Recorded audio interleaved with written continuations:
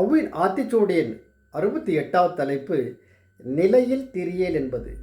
எந்த துறையில் உனக்கு ஆர்வம் இருந்ததோ அதில் ஒரு தன்னம்பிக்கை குறிக்கோள் லட்சியத்துடன் நீ முயற்சி செய்து ஓரளவுக்கு வெற்றி அடைந்த பின்னால் அந்த நிலையிலிருந்து மாறாமல் இறங்கி வராமல் அதை கடைப்பிடிப்பது என்பது அதனுடைய பொருளாகும். இதில் ஒன்று அந்த ஒழுக்க நிலையிலிருந்து மாறாமல் இருப்பது, இன்னொன்று நல்ல நண்பர்களை தேர்ந்தெடுத்து அவர்களுடன் பயணம் செய்கின்ற பொழுது மேலும் அந்த உயர்ந்த நிலையை நாம் அடைய முடியும். இதை தான் வள்ளுவரும் கூட நிலையின் திரியாது அடங்கியான் தோற்றம் மலையினும் மானப்பெரிது என்று கூறியிருக்கிறார்.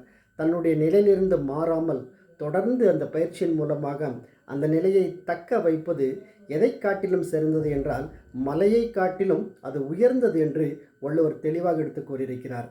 இதைதான் ஔவை நிலையில் திரியேல் என்பதை மிக அழகாக எடுத்து கூறியிருக்கிறார். நன்றி, வணக்கம்.